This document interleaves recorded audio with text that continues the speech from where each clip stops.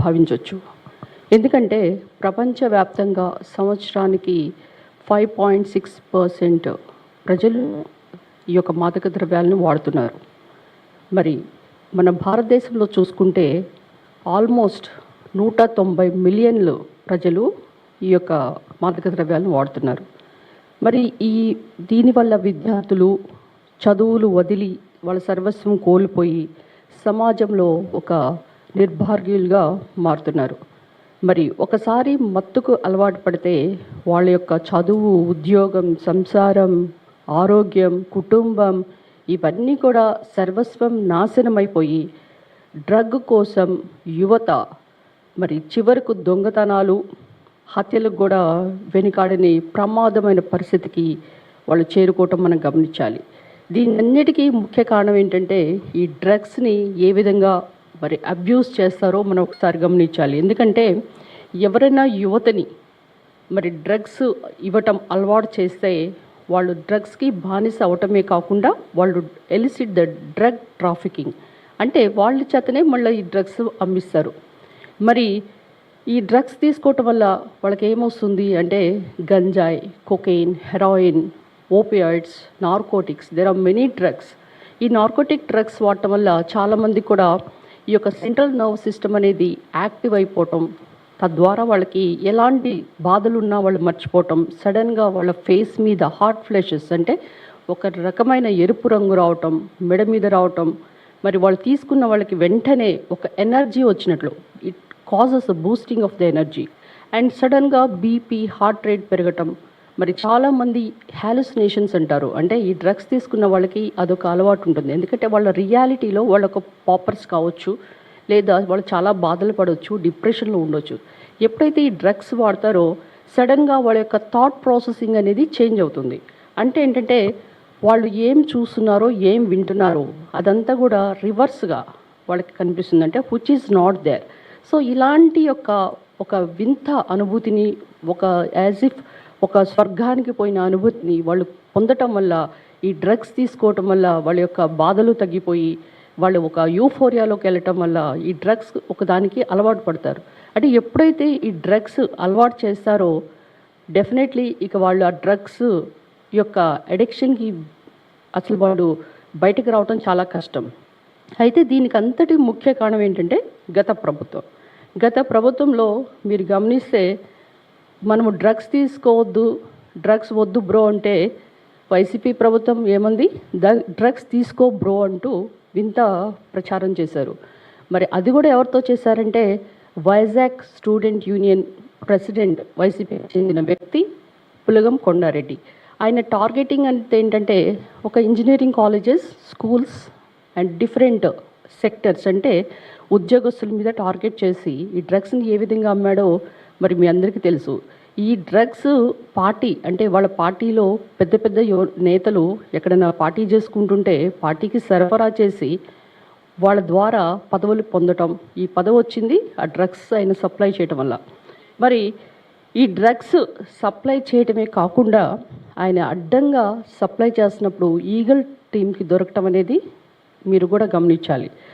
ఆ యొక్క eagle team దొరికిన ఈ పులగం కొండారెడ్డిని జగన్మోహన్ రెడ్డి ఏం చేశాడమ్మా, ఆయన నెత్తి మీద పెట్టుకొని కనీసం సస్పెండ్ కూడా చేయలేదు. అంటే డ్రగ్స్ తీసుకోండి, మీరంతా సర్వనాశనం అయిపోయింది, యువత యూఫోరిక్గా వెళ్ళిపోయి రకరకాలైన హత్యలు, తర్వాత వాళ్ళ పార్టీలో ఉన్న వాళ్ళందరే దొంగల పార్టీ, అంతేకాకుండా హత్యలు చేసిన పార్టీ మనుషులు.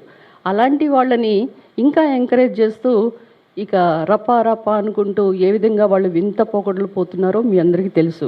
మరి ఇలాంటి డ్రగ్స్ తీసుకుంటున్న వాళ్ళకి జగన్మోహన్ రెడ్డి గారు ఎలాంటి మరి సందేశం ఇచ్చారా అంటే ఆయన యువత భవితకు కానీ డ్రగ్స్ పట్ల కానీ ఆయన ఉన్న నిర్లక్ష్య వైఖరిని రాష్ట్ర ప్రజలందరూ కూడా గమనించారు.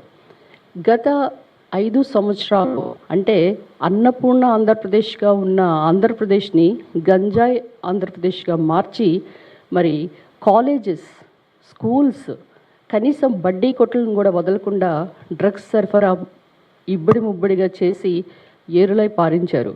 ఆంధ్రప్రదేశ్ను, అన్నపూర్ణ ఆంధ్రప్రదేశ్ని గంజాయి ఆంధ్రప్రదేశ్గా మార్చారు.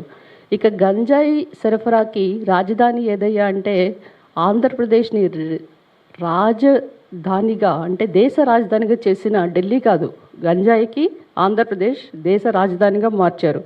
ఇక ఈ డ్రగ్స్ ఎలా సరఫరా చేశారంటే ఈ యొక్క బడ్డీ కొట్టుల్లో కాలేజీలోనే కాకుండా ఆన్లైన్ కూడా సరఫరా చేసి వాళ్ళు పంపించింది ఎక్కడికి విదేశాలకు కూడా సరఫరా చేశారు.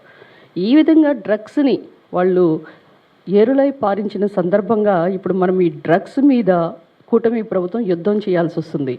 ఈ యుద్ధంలో భాగంగా ఈ యొక్క అన్నపూర్ణ ఆంధ్రప్రదేశ్ని తీర్చిదిద్దే ప్రోగ్రాం వల్ల స్టార్ట్ చేసాం మనం. దీనికి గాను ప్రత్యేకమైన మంత్రులు కమిటీ వేయటం, అంతేకాకుండా ఎవరైతే గంజాయి చోట పండించి ఆ పండించిన దాన్ని చేరే గమ్యం వరకు ఈగల్ టీం అనే సైన్యాన్ని వేటకు పంపించడం, అంతేకాకుండా ఈ యొక్క డ్రగ్స్ మాఫియా పైన ఉక్కు పాదం మోపటం, మరి నార్కోటిక్ పోలీస్ డిపార్ట్మెంట్ని కూడా ఒకటి పెట్టి అండ్ మంత్రుల ఉప కమిటీని కూడా పెట్టి ఇప్పుడు విజాగ్ అండ్ పాడేరు అండ్ అమరావతిలో స్టేట్ టాస్క్ ఫోర్స్ని కూడా మనం నియమించడం జరిగింది.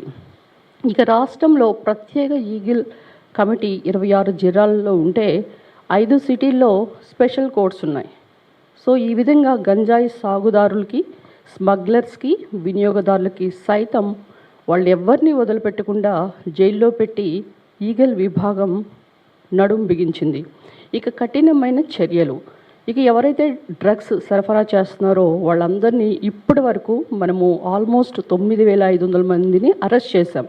అంతేకాకుండా ఈ కఠినమైన చట్టాలైన పిఐటి అండ్ ఎన్డిపిఎస్ అంటే narcotic drugs and psychotropic substances act 1985, దీంట్లో ఏంటంటే ఎవరైతే ఈ డ్రగ్స్ సరఫరా చేస్తున్నారో వాళ్ళందరి మీద కఠినమైన చర్యలో భాగంగా 75 మందిని మనం అరెస్ట్ చేశాం.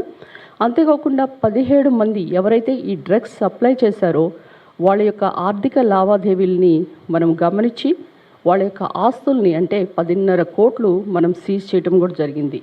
ఇక ఎక్కడైతే ఈ యొక్క పంట పండిస్తున్నారో గంజాయి, ఈ నార్కోటిక్స్, అక్కడ మనము ఆ ప్రాంతాలను ఐడెంటిఫై చేసి అంటే 858 హాట్ స్పాట్స్ని మనం గుర్తించి అందులో 850 వరకు మనం జియో ట్యాగ్ చేయటం జరిగింది. అంతేకాకుండా మనము డ్రోన్స్ సహాయంతో ఎక్కడైతే ఈ యొక్క గంజాయి పండిస్తున్నారో వాటిని మనం విధ్వంసం చేయటం కూడా జరిగింది. ఈ యొక్క పండించిన పంటని అల్లూరి సీతారామరాజు జిల్లా నుంచి మరి వాహనాల ద్వారా వాళ్ళు సరఫరా చేస్తే మనం ఆ వెహికల్స్ని కూడా సీజ్ చేసాం. ఇక వాళ్ళందరూ కూడా